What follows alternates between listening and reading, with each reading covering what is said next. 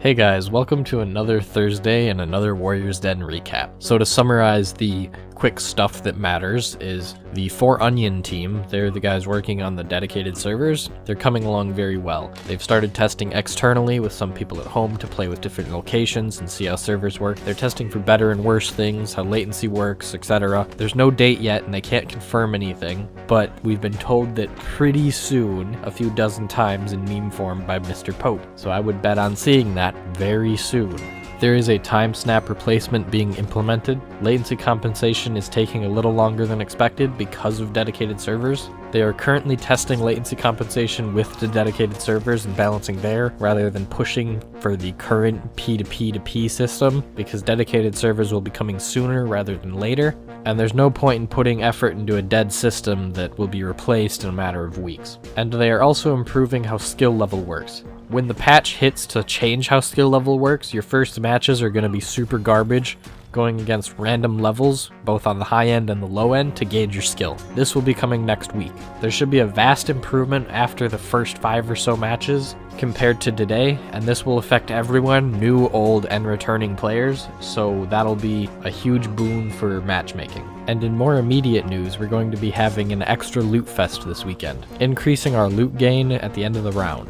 The loot system is a weighted loot system, so this will just be increasing the weight you get for each round. The way this works is that it guarantees you loot every so many rounds, so you can't have a dry spell permanently. It's not RNG, it's weighted, so at the end of a match you get a certain amount of points put into a pool, and when that pool hits 100, for example, you get loot. So they can't quantify this as double the loot or whatever, but it's increasing how much weight we get at the end of a round to go into our pool, so we will be getting much more loot.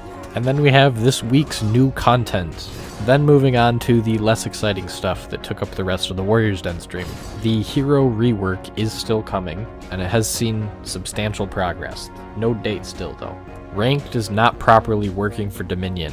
I'm pretty sure everybody has seen this at this point. Certain things are causing your second match to take forever to find, and it's also an issue that nobody's playing it. They're adding more incentive to play Ranked Dominion. They haven't said what, but it's coming with the servers update. We may also see some updates before next week's Warriors Den. I'm not sure if this means that the server patch is coming next week Tuesday. I would be very surprised if it was, but it would be a very welcoming surprise. They're improving how reputation relaxation works. They currently have 2 matchmaking buckets of over rep 2 and under rep 2.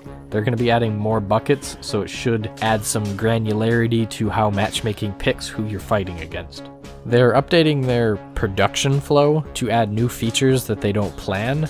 They currently have 1 to 2 weeks of buffer in their dev plan to add whatever we request at the end of a season. So that's their roadmap for adding features we request.